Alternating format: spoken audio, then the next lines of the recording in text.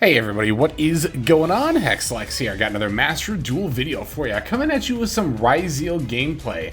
After hitting Duelist level max relatively early on, the first weekend that the event was live, I went back to Ranked Ladder and decided to play some Ryzeal games. And I ended up losing a lot of coin flips and winning a lot of games anyway. In fact, all of the games in this video are going to be going second games. I've been having a ton of fun playing Ryzeal as well. And I think one of the main reasons for that is just how flexible this deck can play, especially when you are going second. I think that's definitely the biggest strength of Ryzeal, as opposed to Maliss, which is unstoppable, so it seems, or so it feels at least a lot of the time, when it goes first, but not nearly as good going second.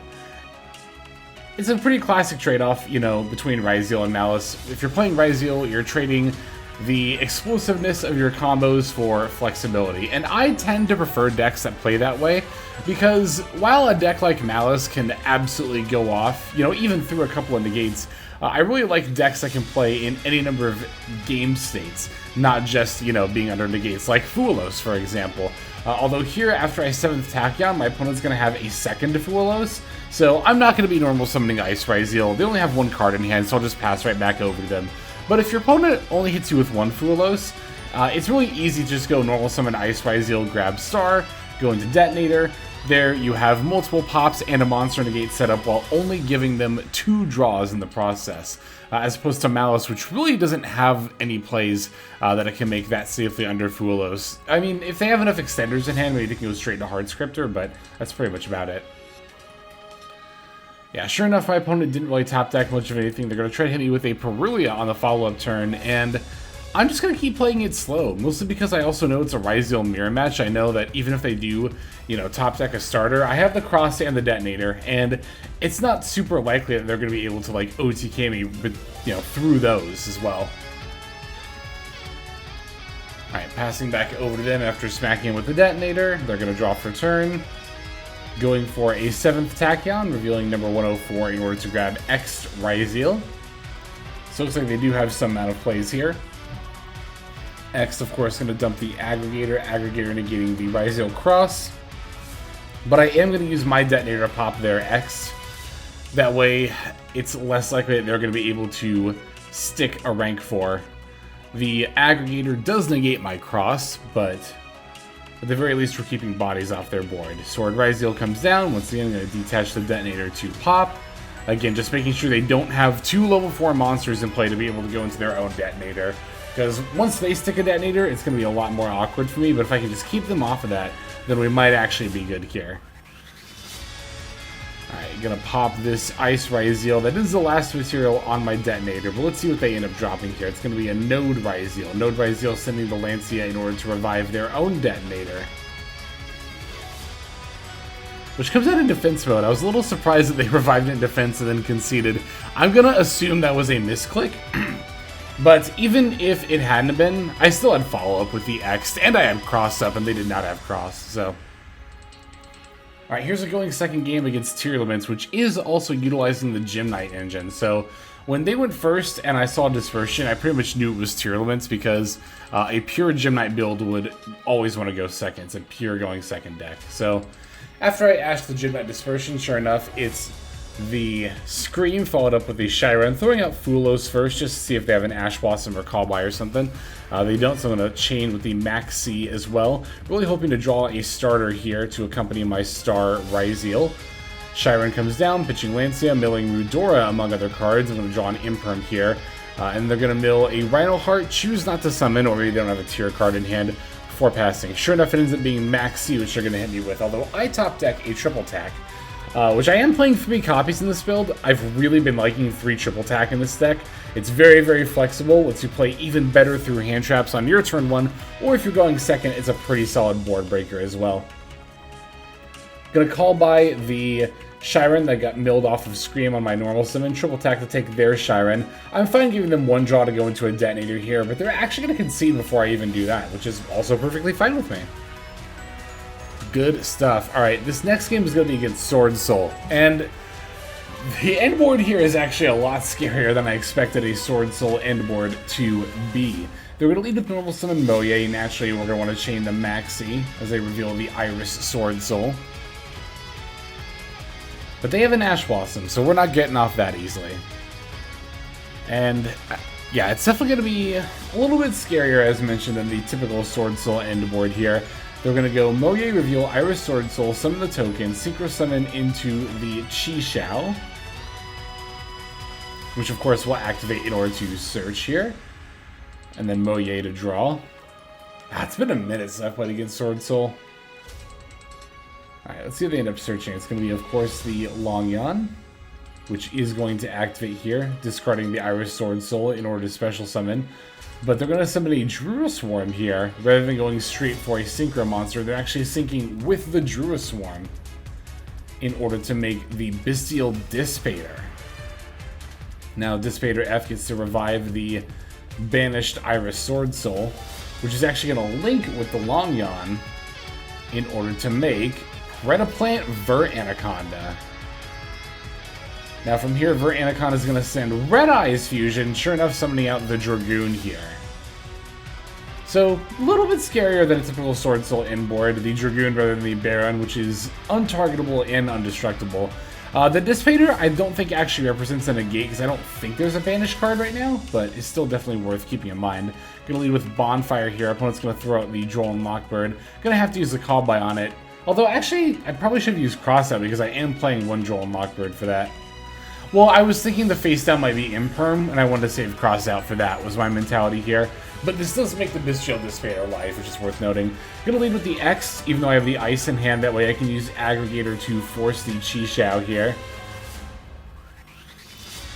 Yeah, the Red Eyes Dragoon being undestructible and untargetable is gonna be a little bit rough, but mostly just means we have to battle over it, which we can do with Dugaris plus Detonator. Gonna go for Ice Ryzeal, normal summon here, Bestial Dissipator gonna activate, putting back their banished card, which destroys but does not negate my Ice Ryzeal, so I can still go for Star. Star setting the Cross gonna flip up here, and now I'm gonna overlay the Star plus X in order to make the Duo Drive. Alright, at this point, if they got an Imperm, they're probably gonna use it now, and sure enough, here is the Imperm, so I am very glad I did not use that Cross out against the Droll, and in fact save it for the face down card. I was a little surprised they didn't use the Dragoon's negate here. Although, actually, they can't because they don't have a card to discard. That's right. So the Dragoons actually isn't as scary as previously thought. And they actually do just end up straight up conceding at that point. Probably because I represent the ability to battle over the Dragoons a lot more easily at that point with the Duo Drive up. Alright, final going second game, and the longest one is going to be against Maliss. Although, I'm going to just preface this right now. My Maliss opponent here, I think, undercooked their combo line a little bit. They're going to lead with normal summon Dormouse, and fun fact, there's actually only one Dormouse in my opponent's deck. I think they're kind of operating a Maliss deck on a little bit of a budget, but they still opened it. And they still have stuff like Backup Secretary, which I kind of feel like they maybe should have prioritized more Dormouses over stuff like that. But, again, they opened their one of, so I guess a preview. Maybe they're practicing for whenever Maliss gets hit. We can only hope. Alright, so they're going to go for TD11. I'm going to use my Ash Blossom against that. And I think a lot of people might have conceded here. I considered conceding once they went White Rabbit into Link Decoder, and then it turns out they had the March Hare. I was like, okay, well, they can definitely just go full combo at this point. But I was like, you know what, maybe I'll stick in the game and just see what they end up doing here. And sure enough, their first action was to link away the Link Decoder for the Wicked, and then Dormouse for Lingaribo. See, this is a thing, it's a phenomenon on a ranked ladder, because keep in mind, I'm in like Upper Diamond at this point, which is by no means the most competitive point ladder. I'm not going to argue that, but, you know, you would think somebody in Upper Diamond would have a better sense of what they're doing here. But, you know, if you're playing a deck like Maliss and your opponents always concede when you normal summon Dormouse, there's a very real possibility that a lot of players just kind of don't know what to do when the opponent doesn't concede. I'm very addicted to not conceding. I have been ever since way back in the day, during Frog FTK format. I remember I was playing in top 8 of the locals, my opponent had the FTK set up, and I was about to scoop. My opponent asked me if I wanted to, and I thought for a second, and I said, no, I want you to play it out. And sure enough, they missed one of their Fishborg Blaster revives and were off by 400. And then I came back and won on the next turn. And ever since then, I've just always been like, you know, all about giving the opponents knowledge checks and seeing if they really know, you know, how to play their deck, I suppose. And yeah, as you can see, this opponent's not doing the combo line in the most typical way. I wondered for a second if they were going to actually lock themselves out of the white binder, but they did use the Splash Mage to revive the Chessy Cat, meaning they can go for Maliss cards still. Heat Soul here was very surprising to see. I was like, wow, this is going to be a Math Mech board with Allied Code Talker reviving Transcode and Heat Soul. Okay, here's the white binder. They never made a Heart Scripter, though. I mean, not that I'm complaining, of course. Red Ransom reviving off its own effect, banishing a Dotscaper, which is going to be summoned. White binder F to set MTP. And then I was like, okay, here's Allied Code Talker, right? Nope, it actually ends up being Terahertz, although my opponent does have an Allied Code Talker at Administer in their extra deck. Yeah, Terahertz, I think, is definitely pretty old tech, especially by this point. And then this is where I really got confused. I think my opponent was kind of just using, you know, clicking yellow buttons. They MTP'd Search March here, but they did it during their end phase, like, and not banishing one of my monsters. So I was like, okay, let me lead with X send Aggregator. They chained Terahertz, and I was like, alright, they're probably just going to send the pack bit. So I'll have to use Bonfire for Ice and then figure it out from there. They're actually going to chain Chaos Hunter and March Hare as well, and I was like, okay, sure, whatever, fine.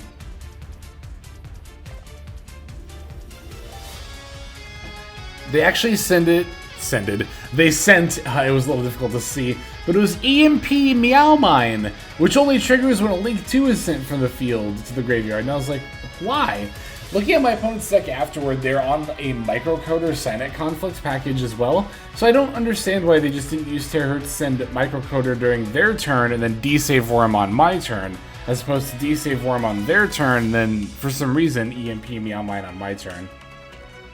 But I was like, alright, okay, Exciton Knight. But I included this game more than any other reason as a bit of a PSA, you know?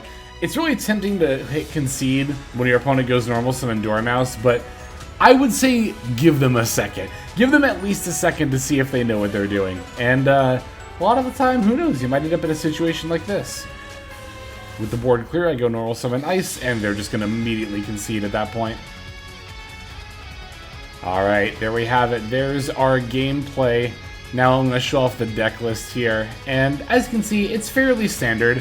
I've been loving 3 triple tack, though. I thought it might be a little bit too much, but nah.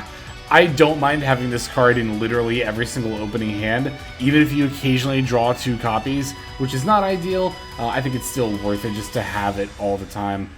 We have more than enough starters and hand traps. If I really wanted to, I could craft a 3rd 7th Ascension if I want another starter, but I like where we're at here. For the extra deck, as always, there's a ton of different options. Like, I'm playing Tornado Dragon, but that's not necessary. I don't think Banshee is super necessary either, although I will say the Exciton Knight comes up a lot. And Light Dragon for no targeting also comes up a fair bit as well. Alright, there is our list. Thank you so much for watching. As always, super appreciate you. Hopefully you enjoyed seeing a video of all going second games. I know that that can be typically a bit more exciting to watch, so I decided to try that out here for this video. But yeah, as always, if you want to catch these videos early, make sure to join as a channel member. You'll also get credited in the outro, which we're about to move over to here. Thanks as always, and I'll catch you in the next one. This is Hexlex signing out, and yeah, let's just move on to the outro here. Hey everybody, Hexlex here. Thank you so very much for watching all the way to the very end of the video, which by the way is one of the best ways to support the channel. Speaking of supporting the channel, take a look at the names on screen. These are folks who have been so generous as to either join as a YouTube member or subscribe over on patreon.com/Hexlex to support. There's also perks for doing so. If you would like to see YouTube videos early, as well as some exclusive videos that get uploaded to YouTube, but for one reason or another I decide not to publish, definitely go ahead and hit that join button to see content early, as well as some exclusive content. If you're looking for more exclusive content, over on patreon.com, I upload exclusive videos that are not posted on YouTube just about every single day. Whether you choose to subscribe over on Patreon, join as a YouTube member, or simply continue to watch, your support is greatly appreciated. Thank you so very much. But for now, this is Hexlex. I am signing out, and I hope that you have a fantastic day.